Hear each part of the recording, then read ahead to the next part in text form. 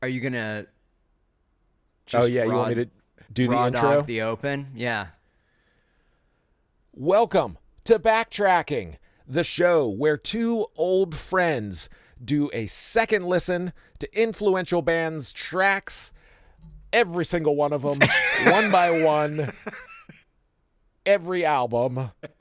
Here we go. That was a really loose. That was a really loose one. All right, let me find. It's been long enough that I couldn't summon the. That's funny. Welcome to Backtracking, the show where two old friends take a second listen to influential bands' catalogs, track by track. I am J. William Hall. And I'm Dan Fiden. We'll be taking this journey together. J. William and I providing context, both personal and historical, on some legendary bands. For our second season, we picked pioneering indie rockers, American Music Club. AMC. J. William Hall, we are back. How Yes. are you doing right now? At this moment, I am doing fine and dandy. Yeah. I did a little yard work earlier. I had to get up on a ladder and get into the gutters. I had to clean out those gutters. Yeah. Now, how many times a year is the appropriate number of times to clean the gutters in Central Ohio? Go ahead, J. William, tell us. Well, I'm sure their opinions vary on this subject. In my opinion, 2 times a year you need to get up on those ladders. You got to clean your gutters, because if you don't, what can happen? You get a dam effect of leaves and debris, and then the water freezes when it gets cold, and then it expands, and then you've got real problems on your hands, people. Get those gutters clean. Get up on that ladder. Yeah, but for God's sake, be careful on the ladder, because is a ladder the most dangerous thing that you have in your home? Well, no. I mean, I have some sharp implements. Yeah. That, So you mean know, to tell me that you think they are more dangerous than the ladder? A circular saw is more dangerous than a ladder. Okay. Let me just think about a ladder. I'm talking about an extension ladder now. Well, okay. Hey. No, just stop your nonsense. Just listen when I'm talking about the ladder safety issue. The extension ladder, first thing that can go wrong, you can slip, miss a step, fall off. That's the danger everyone is worried about. Second thing that can go wrong, you can have an incompetent holding the ladder at the bottom. Right, spotter. Yeah, and they could be looking at Instagram, making TikToks. All of a sudden, the ladder starts slipping. They could be taking photos, funny photos of you from below, and putting those on Instagram. Yeah, beaver shots, they call those. Right. They call those beaver shots. Some people do. Some people do. And so that could be happening. But we haven't even talked about the worst part of the extension ladder. When you're raising and lowering the extension, you got a million different opportunities for finger injuries there. A million. That is true. That's probably my least favorite part of it. I don't feel like smooth and secure when I'm doing it. It's very clumsy, and I look like a fool, frankly. Well, listen, looking like a fool is one thing. Acting the fool is another. And as long as you're practicing, 3 points of contact at all time on the ladder, 3 points. Hand, foot, foot, hand. Those are the only 2 options. The 3 points of contact. Nobody has ever relayed that information to me. I feel like I've had to learn the hard way on all of ladder safety and etiquette. Well, listen, the hard way on ladder safety is really the hard way. That can be a very hard lesson that can end up with you taking a trip right down to the first floor fast, if you know what I'm saying. Thankfully, that did not happen today. I was able to repair the gutters, to get them flowing again, to test them, and make sure the water was flowing properly. Yeah. So these are the things that are critical to home ownership. Now, did you haul a hose up there to test the ladders? Did you bring up indeed. A cooler? What did you do? I brought the hose up. Okay. All right. Get good. that steady stream going. You know? Yeah. I bet people really were looking at you strange, saying, yeah, Mr. Hall's out there again, putting the hose in the fucking gutters. Who knows what he's up to, that guy? Hey, if they've got questions, I've got answers. Creepy old Mr. Hall, always getting beaver shots on his ladder. That's right. Mr. Hall's beaver shots is the handle on Instagram. If you go, that's all you're going to see. Yeah, that's right. That's right. We should start that Instagram account as a sidetrack backtrack. With just beautiful shots of actual beavers. There you go. Yeah. Okay, so this week, J. William Hall, we have a lot that we're going to cover. We are going to do a single recording session covering 2 albums. It is likely we are going to break it up into 2 episodes, but I'm going to play it by ear. I'm going to be editing this all afternoon. If I had to place money, if I was on one of those betting apps on my phone and I was in like doing the backtracking, what do they call them? Micro bets or whatever. Yeah. I think this is going to be split into 2. I'm calling it now. Well, I certainly hope so. Let's hope it's not more than 2. But we are going to be covering 2 very exciting, very interesting albums that Mr. Eitzel released in the 2002-2003 era. The first of these, Music for Courage and Confidence, released April 23rd, 2002 on New West Records. An album of covers. It is an album of covers, and that actually, backtracking this album was extremely interesting for me for reasons that are different than some of the other experiences that I've had backtracking. We will talk about that. We also have a little bit of a sidetrack backtrack assignment this week that I assigned you. We're going to get into that. But before we do that, J. William Hall, we have housekeeping. We have extraordinarily interesting housekeeping. And we're going to dive into that right now, unless you have a strong objection. No objection. I'm not hearing objections. I love the housekeeping. I love it. I love housekeeping. Okay. So, as we discussed in one of the last episodes, we have finally launched the Backtracking YouTube channel. That's right. At Backtracking Rocks ROX, available on the YouTubes. What are we doing on that channel? Honestly, we're just putting all of the audio episodes up there, and you could just stare blankly at the cover art, the beautiful cover art of our podcast for an hour and a half while you listen to the dulcet tones and the genius observations that we make every week. But it is available on your YouTube, so go ahead. Now, Jay William, that is not the housekeeping. Okay. But that is the context for the housekeeping that I am about to share, because someone commented on one of the videos. What? It is a person that you're going to be extraordinarily excited to hear from. Uh-oh.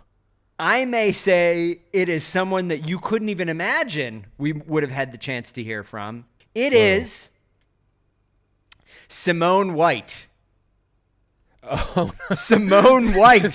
Simone White, the drummer. On 60 watt, right? Yeah, the drummer on 60 watt, correct. Okay. Mr. Simone White chimed in there. I'm going to read the comment verbatim.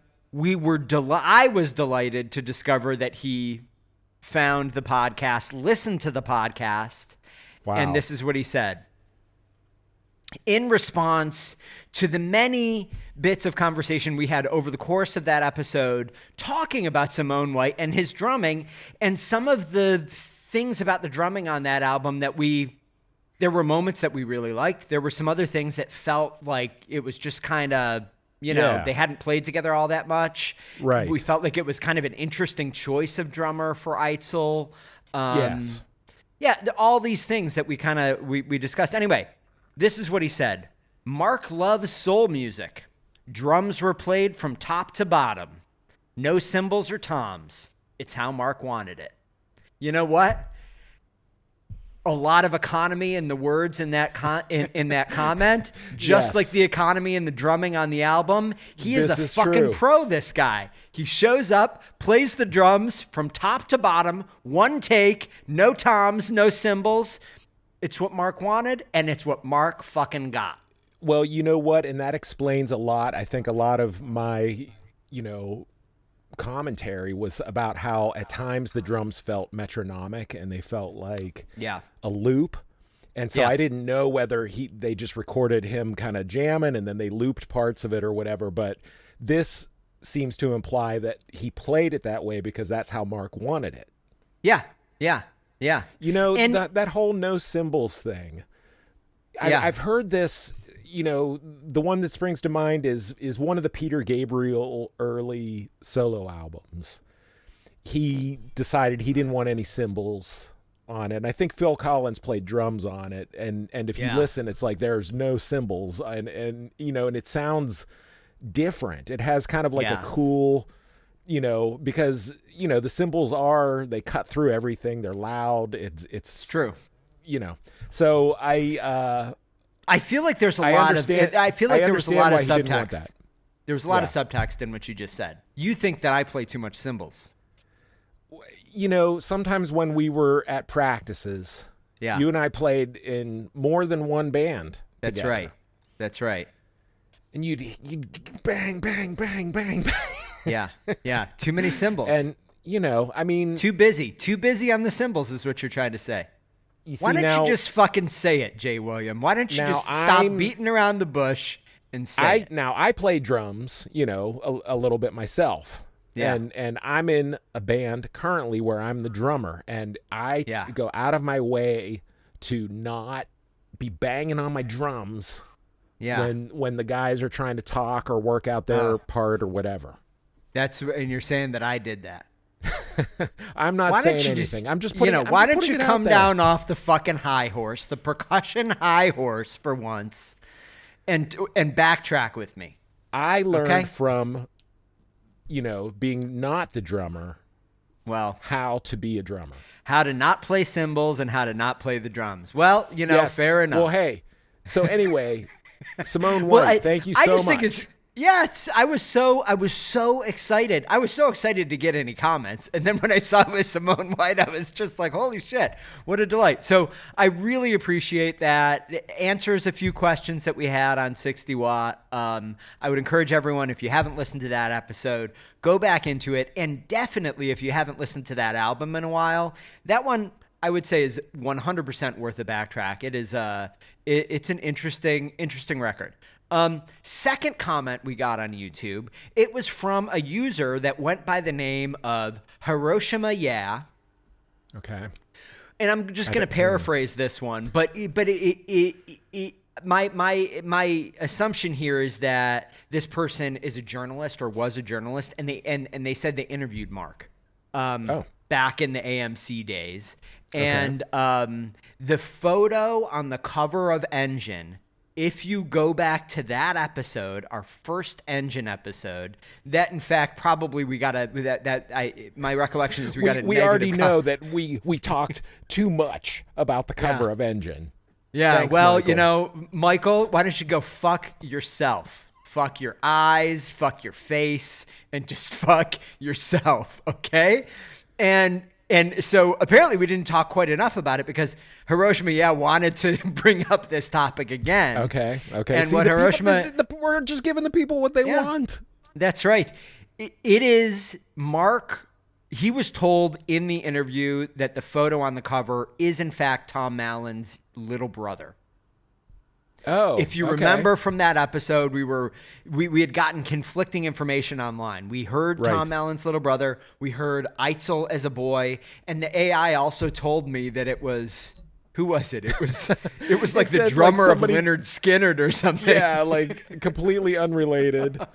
In retrospect, we should have known that it wasn't Eitzel. You know why? Why? No unibrow. No unibrow. That's right. No unibrow. That is right. Wouldn't that be great if we went look at the cover of Edges and get this big unibrow? Yeah. Anyway, that's funny. Very interesting, and thanks for the comment. Yeah, go out there. We're throwing all these questions out there, and we're just trying to reel in something in our big net. We're reeling it in. We're reeling it in. Little side comment. When I designed slot machines for a couple of years. I don't know if you remember that. I do. Yes. And one of the most popular slot machines that I designed, it was called Reel 'em In Big Bass Bucks. Big Bass Bucks. and if you got the bonus game, a very goofy narrator would come on the screen and say something along the lines of, "Whoa, you're going to the big bass hole." So I always took every opportunity to make a juvenile joke, even in the casino biz. Did the name come first and then you designed a game around it, or I'll tell you, have a game and then? No, this was actually a sequel to a very famous game called Reel 'em In, and it was a fishing-themed slot machine. But, there are reels on a slot machine. There's a reel in fishing. So somebody along the way really landed on a winner there. Mm-hmm. And it was decided we needed to make a big-budget sequel, and we tested a number of concepts, and my concept was named Reel 'em In Big Bass Bucks. So I doubled down on the pun, right? Mm-hmm. With a little sauciness thrown in. And you know what? The slot machine players, they ate it up. They just ate it up. So we went with it. Is that machine still out there in the wild? You know what? I don't think it is. It's been so long. I mean, at this point, that was 25 years ago. More or less. So I'm certain, maybe in some, casino in sub-Saharan Africa that's floating around. But, they kind of, the lifespan of a slot machine is, they'll go to like, a kind of a fancy Las Vegas casino. And then after they use them for a few months, they'll go into like the locals casino, and then it'll be like, Benny's poker room at the side of the highway. Sketchy shed along the highway, Yeah, exactly. And then they'll get like sold to, like Bulgaria casinos, and then eventually they end up like in, a Somali pirate is operating it, basically. All right, so why don't we move on to the next bit of housekeeping we've got. We've got a lot this week. Hey. This one's exciting. So as I think I've already discussed, we heard from none other than Brad Johnson, former American Music Club member Brad Johnson. So he sent us a very nice email. We talked about it a little bit. I then, of course, said thank you, asked him if he'd be interested in coming on the podcast. The answer was no. Like every other member of American Music Club, they have declined being on the podcast. Except for Greg Bunnell. Except for Greg Bunnell. That's right. Greg Bunnell, he was the pioneer that no one followed, unfortunately. But it was a delightful interview. I'm still hopeful. Eitzel hasn't said a hard no, but he has definitely not said a hard yes. So, he's demurred. Somewhere in between those two, right? Yeah. Somewhere in between a hard no and a hard yes. Yeah. So we're going to keep at it. Because you can feel the momentum building, can't you? Right. There's Can't you? Yes. It's the building. Pressure. It's like a pressure cooker. Listen. Where, it only can get so much pressure before it explodes. It's, you know what? Our podcasting is like an 8.8 earthquake in Kamchatka, sending out tsunami waves across the world of podcasting that are eventually going to hit Mark Eitzel right in the face. It's inevitable. It's inevitable. It's a foregone conclusion. It's physics. It's weather. Right. Okay, so anyway, Brad Johnson, he's back. Responded to the email that I sent. He demurred on appearing on the podcast. However, he said, I'm happy to answer whatever questions you have. You can repeat all of my answers, so fire away, but I just don't actually want to appear on the podcast. Fair enough. Which, again, that's actually great.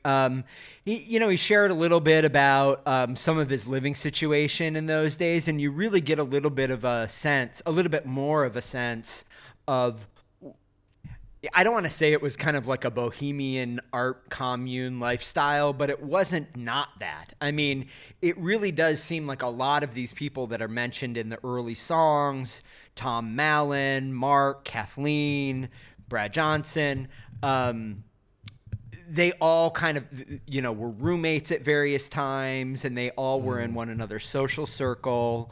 It was nice to hear some of this. Yeah. So, he's definitely opened us up to ask him some more questions. I do have some questions about, kind of specific questions about what instruments he played on those early albums. Because as you remember, he was kind of in the band. When the band was, there was a period of time when it was unclear whether the band was going to continue. He took a job on a cruise ship as a musician, and he was gone for a little while. When he came back, I can't remember exactly what happened, but he moved from bass to keyboards or something like that for one album. But I'd like to know more about that. He plays keyboards in Restless Stranger, but I think prior to that he had played bass. Yeah, well, I think it's worth asking a few questions. So if anybody out there has any questions for Brad, he's opened it up to us. We will pass them along, and we will share his answers with you. So thank you, Mr. Johnson. Thank you, Mr. Johnson. Next little bit of housekeeping. So we got a couple of emails from listeners this week. Number one, I just wanted to say thank you to our very good listener, Rob. I'm not going to share the last name because he didn't give me permission to do that.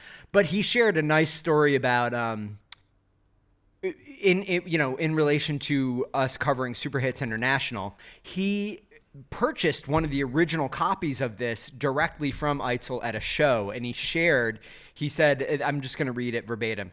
After queuing up to buy my copy at a London show in 2001, Mark asked me what I'd like him to draw on it.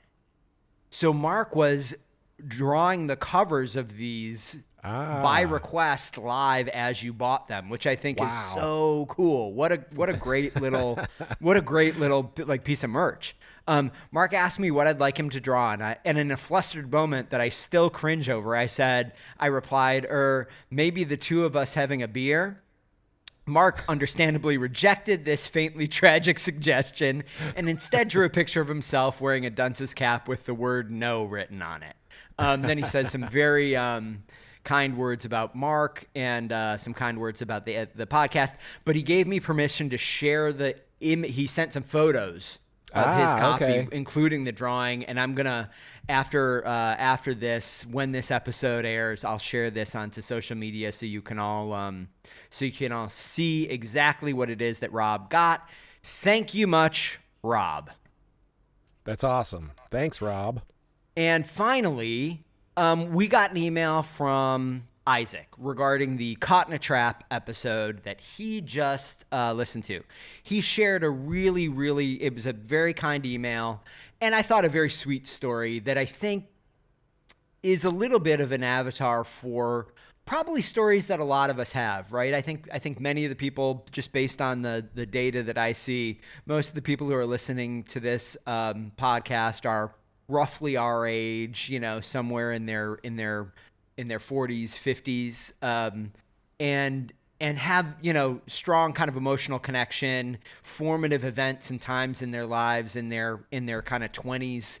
And that's what Isaac shared. I'm going to paraphrase this one, but he feels as though Caught in a Trap and I Can't Back Out Because I Love You Too Much Baby is a deeply underrated album. I would agree with that. He appreciated the discussion, and he shared that his personal connection to this is he bought it the day after it was released. He was surprised that some other people didn't like it all that much, but he met a woman right around this time, and they had their first night of romance at her apartment. And when they were kind of, getting the romance started, I guess, she put on Caught in a Trap. And he, not knowing that he was an Eitzel fan at all. And he said that he was shocked that she even had the album. And also that is the album she would choose to put on for their first night of romance. But he said that really kind of connected him. He still has great feelings about it. He is still with this woman, 22 years now. Congratulations, Isaac. And I just thought that was a sweet story that I wanted to share. That is a very sweet story. It's imprinted. It's now part of the DNA of their relationship. That's right. That's right. And it is now, because this is the ultimate historical document on American Music Club and Mark Eitzel, it is now permanently part of the record of American Music Club history, Isaac. So huzzah. Feel good about that. Yeah, so huzzah. So there it is. Okay. So let's move on, Jay William, if you are comfortable with it. Move on from the wonderful housekeeping that we had this week into Music for Courage and Confidence. Yes. As you stated, this 40-minute and 59-second album is an album of cover songs. Mark is covering songs written by other songwriters. As I listened to this album many times, we're going to talk about the album specifically, but I felt like it was an appropriate time for a sidetrack backtrack that I am going to call Backcover. That's right. It is a new spinoff from Backtracking called Backcover, and it is cover songs, track by track, legendary cover songs. So, but to start that, as I was weed whacking, I do a lot of weed whacking, right? It's the life of. I know you do a lot of weed whacking. You know what I mean? Hey, that's guys, right. Yeah. That's right. So as I was weed whacking, I was listening to this album, and I was thinking, what is it that really there is like there should be a 10 commandments of doing cover songs. Okay. And then I realized 10 is too many, so I came up with 3. So this is my 3 commandments for what thou must do or what thou must not do. I'll structure it that way. What thou must not do when doing a cover song. In the studio, I'm gonna say that this is specifically for studio versions of cover songs, right? I think that when you do a cover song live, you get a lot more leeway because it's a fun thing that's done live. People are just, it's a little different. It isn't, you're not really committing so much to the cover, I think. But when you're putting it down in studio with the intention of releasing it on like an actual record of some kind, I think you've got to do some real thinking. And here's the 3 commandments that I came up with. Okay. Thou shalt not fail to sufficiently reinterpret a well-known song. Meaning, if you are covering a song that everybody knows, you can't just do a straight cover. You're going to fail. You know what I'm saying? Like, right. don't it's like I'm going to give you an example of a song that I think falls into this trap poorly. You may remember a band called the Dixie Chicks. I do indeed. Now, I believe they are now just the Chicks. They're just called the Dicks now, but they used to be called the Dixie Chicks. And they did a cover that was pretty popular of the Fleetwood Mac song Landslide. but it was a pretty down the middle cover. Right. And in my Straight opinion, the original is so memorable and so great that unless you are going to massively reinterpret that song in some way, you need to steer clear of it. The reason you want to cover the song is because you love the song. Everybody loves the song. And so to attempt to do the same exact kind of approach and version is a fool's errand. It is a huge mistake. It's an understandable mistake. You love the song, you want to play the song, right? Mm-hmm. But that's what you do when you're in middle school bands. You don't do that when you're a professional musician. So you have to reinterpret. If you're in a straight up cover bar band kind of situation. Yeah, that's right. So what is an example? What is an example of a sufficiently reinterpreted, well-known song? I actually, of the little sidetrack that I assigned us here, this was the one that I had the toughest time finding a perfect example of. The best I could come up with in short order is the Iron and Wine cover of the Postal Service song Such Great Heights. Such Great Heights, around the time that Iron and Wine covered this song, was pretty popular, right? Postal Service, kind of a Death Cab for Cutie side project, but Such Great Heights ended up being a very well-known, kind of indie hit. Right. And it's quite a bit different than the Iron and Wine version, but the Iron and Wine version is you can identify it as Such Great Heights, but it does bring something substantially different to the song, and I think therefore it makes it worthwhile. So we will give a quick listen right now.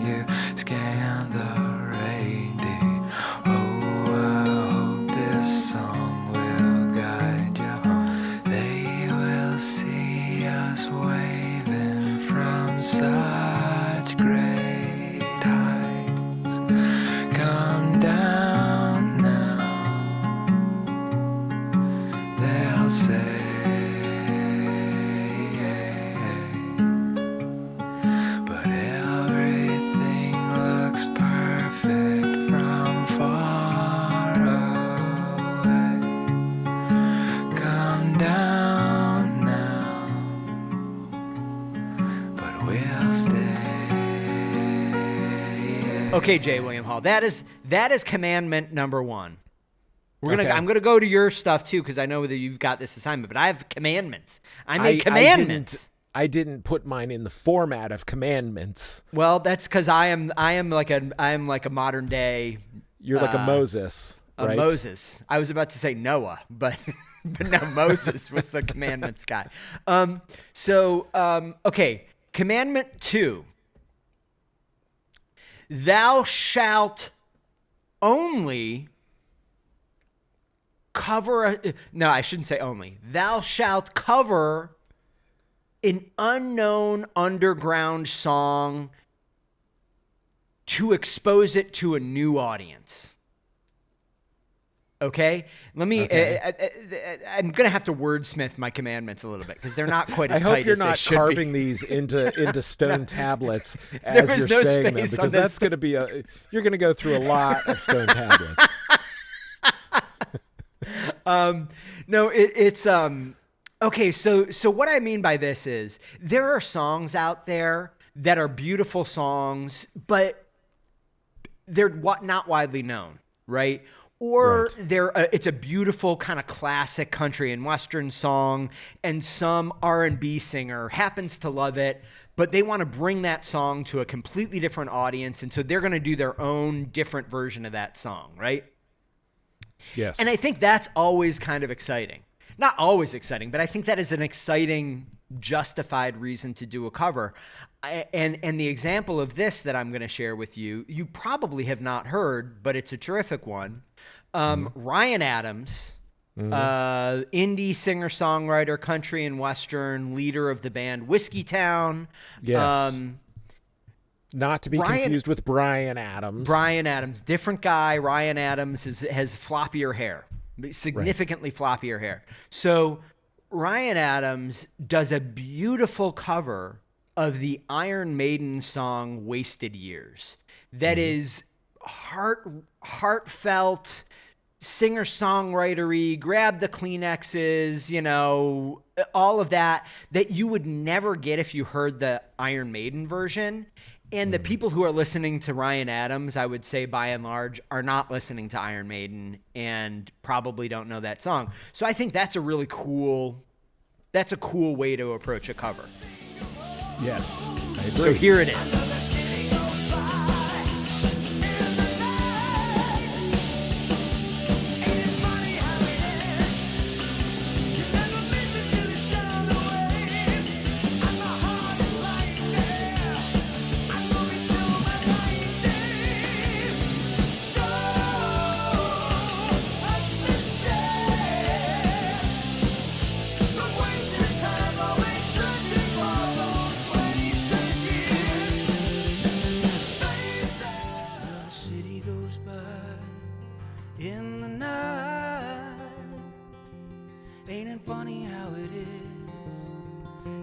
Miss it till it's gone away, and my heart is lying there, and will be till my dying day. So understand, don't waste your time always searching for those wasted years. Okay, now my last commandment, and then I will cede the conch to you, is, I don't know how I can phrase this in the form of a commandment. A good cover, only do a straight cover of a song if your performance is going to absolutely knock it out of the park. So you as a performer need to be so stellar that the other two commandments can be breached.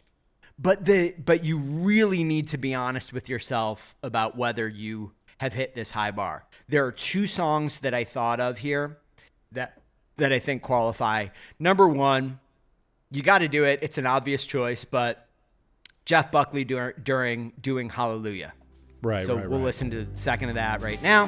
It goes like this: the fourth, the fifth, the minor fall, the major lift, the baffled king composing hallelujah. Hallelujah. But you don't really care for music, do you? Well, it goes like this: the fourth, the fifth, the minor fall, and the major lift, the baffled king composing hallelujah.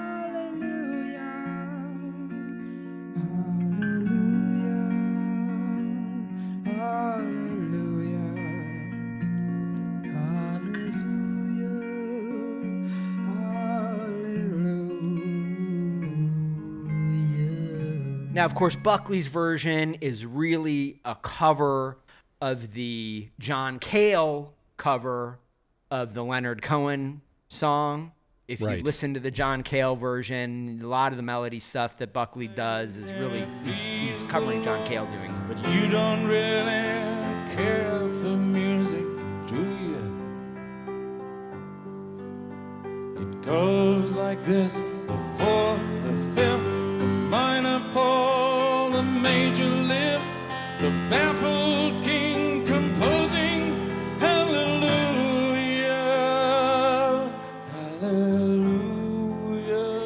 But regardless, once Jeff Buckley does that cover, it's just everyone needs to stop doing that cover. It's just not going to work anymore. The song has become like a modern standard. Yeah, and he, I mean, listen, you can say a lot about Jeff, but like from a pure vocal performance perspective, pretty spectacular. You're not gonna do better than that. For example, Rufus Wainwright, who I like, did a cover of the same song, similar version, at about the same time. But you don't really care for music, do you? It goes like this: the fourth, the fifth, the minor fall, the major lift, the baffled king composing hallelujah, hallelujah, hallelujah. And it's good, but it's just not even close to as good as Jeff Buckley's. And so it's kind of like, why even, you know what I mean? Why? Right. Don't go for second place. The other example of this is, of course, Johnny Cash doing Hurt. Doesn't substantially change the song, and it's not a pure like vocal acrobatics performance like Buckley's is, but there is something about Johnny Cash doing it at that time in his life. He's old, his wife has died, right? There was an emotional gravity he was able to bring to that version of the song that, I would strongly recommend John Mayer not step in and try and do a cover of Hurt, in the vein of what it's not going to be as good, right?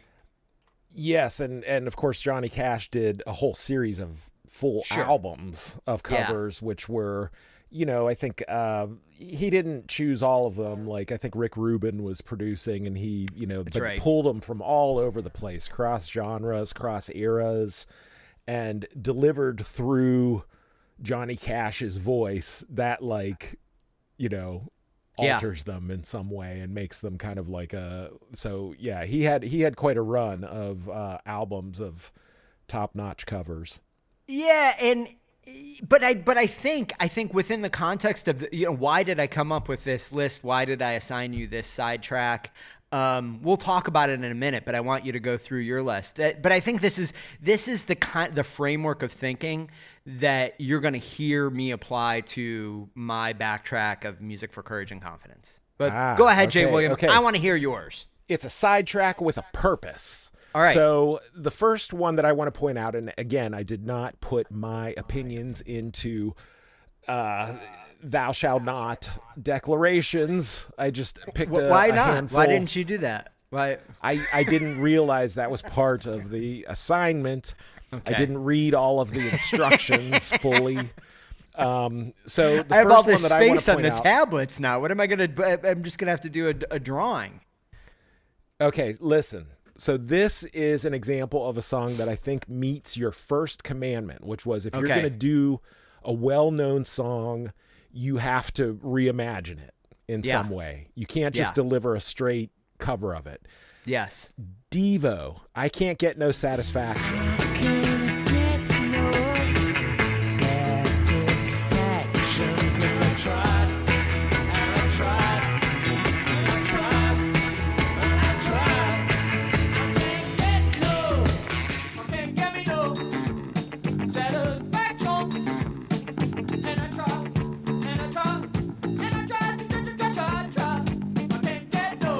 Yes. Yes. Where they completely like deconstruct and reconstruct the song. It's unrecognizable from the original, except for sort of the cadence of some of the vocals.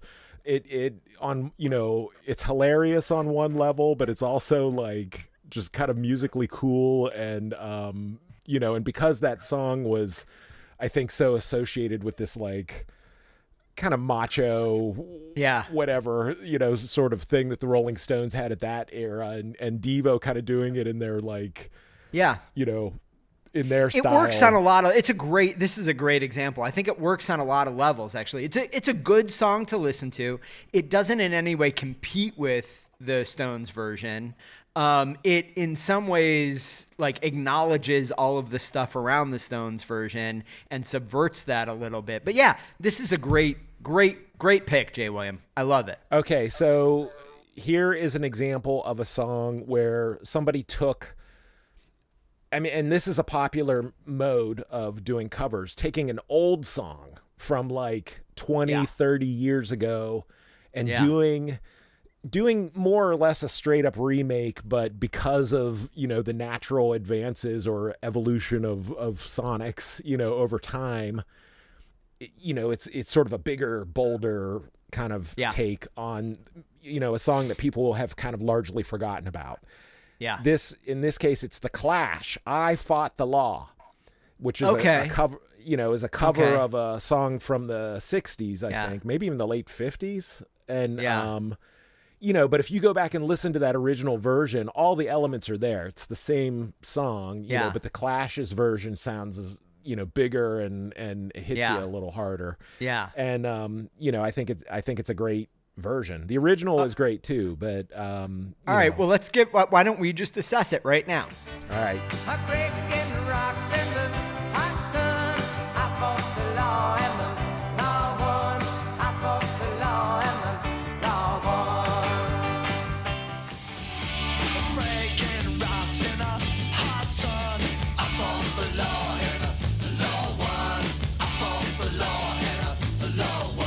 Okay, great one, Jay William.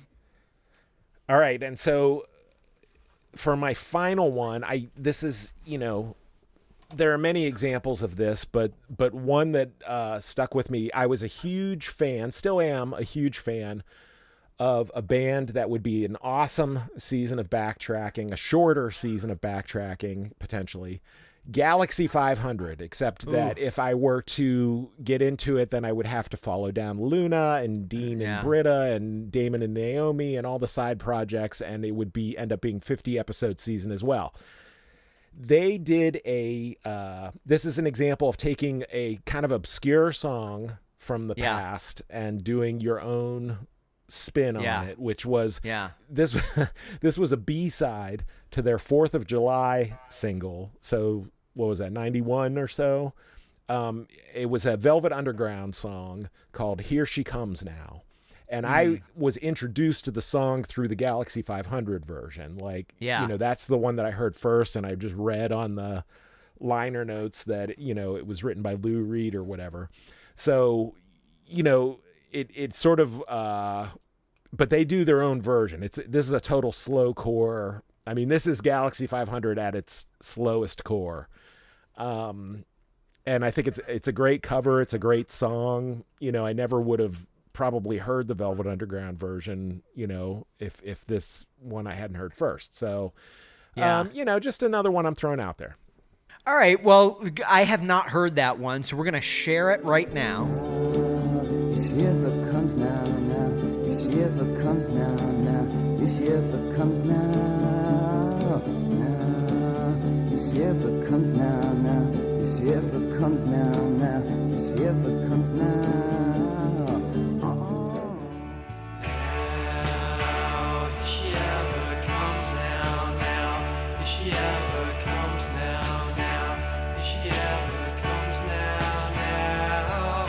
And we'll make our own decision if that is sufficiently different from Velvet Underground. I can't speak to it right now because I have not heard it, but I will. Perhaps in the housekeeping next time we can talk about that. So listen, I enjoy the cover song. The whole exploration of what it is and when you should do a cover song and what are the pitfalls around it really kind of obsessed me as I backtracked this album. Mm-hmm. For obvious reasons, right? But why don't we go through the basics and then we can talk about the high level. We're going to hit the songs track by track, but we're not going to go through them in excruciating detail like we normally would if it were kind of original Eitzel compositions, solo or with the band. But here's the high level. So the cover art here. Yes. I think the cover art here is some of the best, one of the best things about this album. It was a photograph shot by Johnny Bizarrio. Okay. You can find Johnny Bizarrio online. He takes a lot of... Is he somebody known? Do we know him from somewhere? I had never heard of him before. He's not worked with the band on anything else that I could see. And it seems as though he's like an actual kind of commercial photographer, does a lot of studio type shots of musicians, and then also appears to do maybe like fashion and, commercial work. But the photos that he took of musicians that I saw on his website, I liked. Largely of a style, but I did like the style. It is a similar style to what you see with Eitzel. I really like the image of Eitzel kind of in this pastoral setting with the balloons. I just think it's somehow appropriate. I don't know. It's both funny and appropriate. There's just something about Eitzel with balloons that's incongruous, but like appropriate. I don't know how to say it, but that's how I felt about this cover. Yes, it's got a certain whimsy to it. Yeah.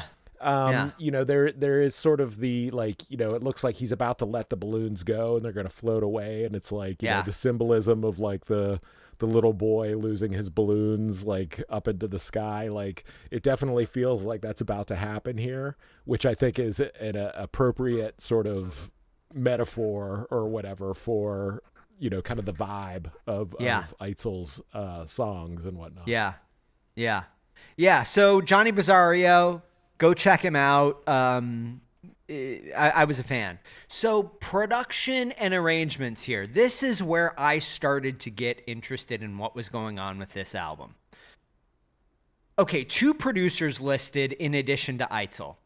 Number 1 is Brian Paulson. Brian Paulson, J. William Hall, he is someone that I am certain you know, because it is right up the J. William Hall alley. You want to share with us his background? Because you are going to know more about the kind of stuff that he worked on than I am. But I'm if you don't, I'm happy to do the high level. Can you hear my big loud clacky keyboard going as I'm Googling? Like, I hear the AI. What did Brian Paulson do? The nuclear power plants are spinning up right now as you're asking for a dossier on Brian Paulson. Right. All right, so here's what I will just say to lead you into it. His first big production break was Slint's legendary album Spiderland. And then he subsequently worked with a number of, I think, primarily kind of Chicago, Louisville bands. Like he worked with Tupelo. Okay, looks like worked with Wilco. Yeah, Joe Henry, Wedding Present. Yeah, one of your Jesus faves, Wedding Lizard. Present. Yes. Tupelo, Anodyne. Okay. Yes. So this guy was an established guy doing pretty big records. Yeah, doing big indie records and some really notable, right? Like Slint, Spiderland, and Tupelo Anodyne. That's like, if you're thinking about mid-90s indie, so like that's... He did not only Tupelo Anodyne, but also Sunvolt's first album, Wilco's first album. Yeah, it goes on from there. So this guy has been some places and seen some things. Yeah, and my recollection is that I could be wrong about this, but my recollection is that he was somehow associated with what's the guy's name? Famous punk Chicago producer, recently died. Albini, yeah. He somehow or another was like got his start with Albini or something, I think. Well, that makes sense. If he was doing engineering or whatever on Spiderland, because that was recorded at Albini's, I think. So yeah, okay. So anyway, kind of a gold star mid-90s indie producer. The second producer listed is someone named Johan Kugelberg. And aside from having an absolutely delightful name to say, that also kind of sounds like a sex move, a Johan Kugelberg. I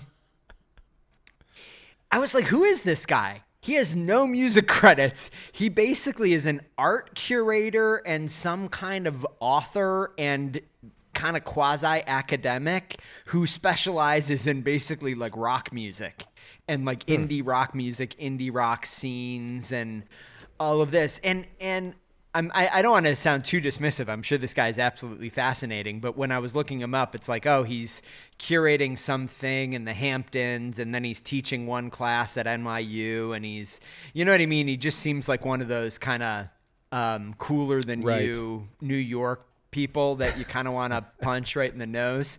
Like that was my sense. But I was like, well, what? But I don't know this for sure, but I suspect he was a producer in that he helped Eitzel select the songs that he covered on here. I just can't imagine him doing anything else. He seems like he probably has an exhaustive, understanding of music. So that could be, maybe he hit record. It seems like some of these, maybe Eitzel recorded stuff at home a little bit. Maybe he just stood in the corner coolly and kind of stared at everyone dismissively while they were doing what they were doing. He helped create the vibe that got the best performances out of people. That's right. Yeah.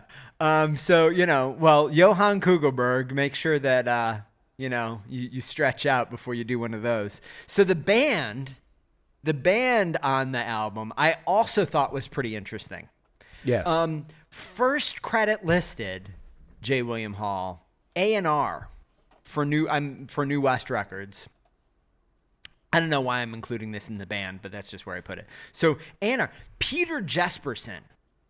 Now, I would never have known who this person was, except for the fact that I just read a biography of the Replacements. Okay? I am not a Replacements fan. I don't know anything about the Replacements beyond, what I just read in this biography. Could maybe name 3 songs, if that. So I have no real affinity for Peter Jesperson, except that Peter Jesperson, in this book, he's an incredibly important figure in the history of the Replacements. He essentially created Twin Tone Records, which was the label that signed them in Minneapolis or wherever it was, and kind of discovered the Replacements even before Jesperson was in the record industry. He just owned a record store in Minneapolis and then kind of started the label to record the Replacements, basically, but was involved with the Replacements when like the one kid was still like 15 or whatever. I can't remember which one it was, the bass player.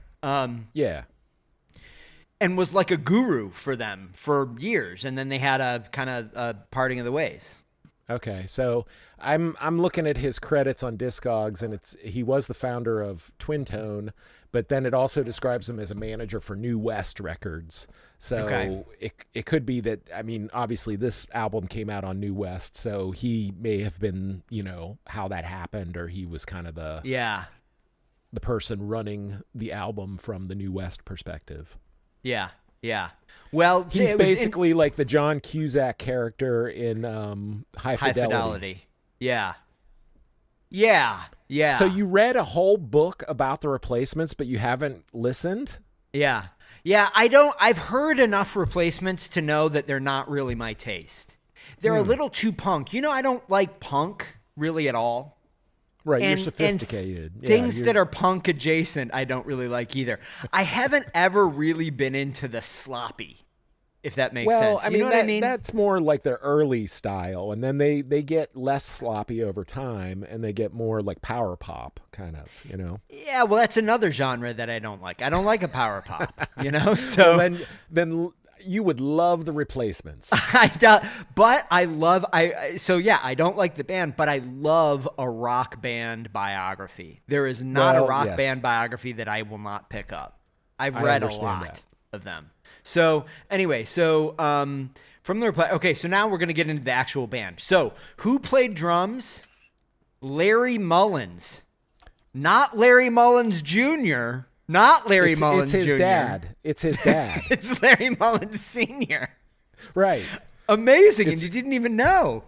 Well, the drumming gene is clearly strong in the Mullins family. Well, I would argue maybe not that strong, but we can. Well, listen, he's only one of the drummers though, and he's not even the main one. No, there's 2, but we're going to talk about Larry Mullins first. So Larry Mullins, he actually has some really interesting credits in his background. Played drums in the Stooges. Yes. Played drums in Swans. Right? Yes. Another band that a lot of people reference that nobody actually listens to. Well, and I think Voodie did a stint in Swans. He did, and Larry Mullins played in a band called Voodie and the Bugbears that I have never heard of. What's that? I say interesting. Yeah. So, and I'm assuming it's Voodoo, right? It can't be, but there is some information in like Discogs or All Music or something listing this. There are no releases listed for it. So, but somehow either someone is playing a joke and has something called Voodoo and the Bugbears, or that actually existed for some period of time and it included Voodoo. We're going to be doing backtracking CSI. Yeah. Backtracking. I like we're it. We're going to track down this recording. Yeah. Okay, so the next drummer listed, Joey Waronker. Now, I'm going to say that last name wrong, but I've read it a million times in my life. Very well-known musical family in LA. Father was like a music executive, I believe. His sister, actually, Anna, was in That Dog, who we talked about a couple of weeks ago in an episode. But Joey Wonker, it like basically seems as though he's kind of an LA studio guy, played with REM for a number of years. I think after, was it Bill Berry stopped playing, or maybe when he was taking time off. I don't know how that all happened. Yes. So very well-known drummer. So he has some credits that definitely caught my eye, which are, I would say AMC adjacent. If you buy into the sadcore tag, you've got Idaho. Really? He played on some Idaho. You've got Spain's second album. He played drums on that album. He played with Elliott Smith. Like he's got a credits list. Wow, I didn't even realize he played long. with Elliott Smith. Oh yeah. Huh. So wow, he's been around, Joey. Man, he got all the gigs that I wish that I got. That's right. Basically, he's really except he's REM. Really your I would have nemesis. passed. He's I your would have nemesis. passed on the REM, but the other stuff, I that would be great. I would have. I could have subbed for you. Like they would have been like, Dan, we want to hire you to drum REM. This is Michael Stipe is saying to you, Dan, we would like you to be the drummer for the live tour. Bill Berry had to drop out. He had a brain aneurysm. And I'd say, you're kind of Michael, thanks for the call. Are we going to be playing REM music, or are you guys going to do? What you relay it to me, and then I return and I claim to be Dan Fiden. Oh, really? And then I play drums for REM on their tour post Bill Berry. And many people, many fans, skeptical at first, but then they eventually decide that I'm a better drummer than Bill Berry. Really? Than Bill Berry? But that's what happens, and they think of the period of albums after he leaves the band as superior to the early stuff. Yeah, that it could have happened that way. It could have happened that way, but that's I think what happens. In my mind. Well, that's good. All right, so Joey Waronker, the Ronk, definitely well-known drummer with indie cred in surplus. Mm-hmm. Then you've out got the wazoo, you might say. Then you've got Justin Metal Johnson. Less well-known credits, although I did find something that seemed unclear to me because it was like listed in All Music but crossed out also, that he played in Nine Inch Nails. Okay, so the thing I found about him, and I think also Joey Waronker, is that I believe both of them around this era were in Beck's backing band. Well, you know what? That makes sense. You know what that is? That's the Scientology mafia in LA right there. Oh, well, I think well-known Scientologist. Christian Science reading room, Scientology reading room, right down the block.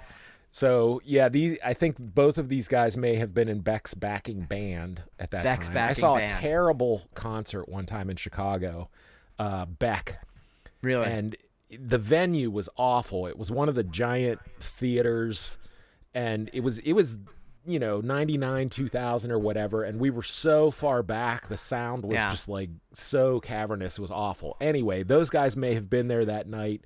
Yeah. Hey guys, I apologize. It wasn't your fault. It was the sound in the venue was not good, but your playing was solid. Yeah. Well, All right, so finally, we're going to close this out with Ethan Johns. Now, I looked up Ethan Johns. You want to know what the most remarkable thing about Ethan Johns? I'm sure there's a lot remarkable, right? I don't want to say something negative about Ethan Johns. But the only thing I could find online is that he's Glenn Johns' son. Glenn Johns, of course, legendary kind of producer-engineer guy. Absolutely legendary. Yes. What did he work on? What did he work on, Jay William? Why don't you tell the audience what Glenn Johns worked on? We're gonna just. I'm gonna get all into it. I think he was like Zeppelin, wasn't he? Yeah. He worked on like all the kind of like 60s, 70s English like rock. Big hard rock. He pioneered a sound. Yeah. But what about the chip off the old block? His son Ethan Johns. Yeah, I don't know anything that he did other than this album. But I will say that this album is heavy on the Nepo babies, as they say. Nepo babies. We've got Joey Waronker. We've got Ethan Johns. We've got Larry Mullins. Right, yeah, the U2, the kids of U2. Yeah. Getting all the plum gigs. I'm looking at Ethan Johns' credits. He's done a ton of stuff. Ryan Adams, who you name checked earlier. Oh, okay. The Vines, Emmylou Harris. Oh, wow. Okay. Counting Crows, Kings of Leon. Look at that. Like it. So he's got. All right. Yeah. So these are. But I think what we're coming through here is this band is largely kind of an LA studio player band. It seems to me. Like this is they went out and got kind of hired guns, right? Yeah, these are pros. They come in run through it once, lay it down second time. That's right. Walk out third time, have a cigarette, right? Just like Simone White, they play it top to bottom. That's and right. If Eitzel doesn't want any cymbals, no cymbals. Exactly. Eitzel's the boss, but these guys they've been around. They've played with everybody under the sun. Yeah. Every genre, they can handle it. And I think that when you think about the kind of people behind this record, the collection of kind of pros, including Johan Kugelberg, it feels to me like the sound of this album, the kind of package of this album, feels highly polished, highly professional. You know what I mean? Like it's a real. This is not an indie rock feel like Super Hits International. This is not like Caught in a Trap. There are none of the rough edges or kind of homespun quirks feel to this that existed on those records. Jay William, I cannot believe it, but do you know what that music means? It means we're out of time. We are out of time. It is too long. We need to break this up into 2 episodes. I cannot believe it. We are going to have to come back next week and go through each of the tracks on this album, track by track, excruciating detail. So stay tuned for that. Until then, they need to, and by they, I mean the listeners, need to email at backtrackingrocksrox@gmail.com. They need to social media us on X, on Instagram. It's Backtracking Rocks ROX. On Reddit, it's the American Music Club subreddit. Backtracking Rocks ROX is our username. And of course, on the YouTube, our channel is at Backtracking Rocks. Please go there. Please do all the things that you're supposed to do, including comments and emails and likes and shares and all the other shit. And then just send us all of your love and all of your money and return next week when we're going to complete Music for Courage and Confidence. Goodbye!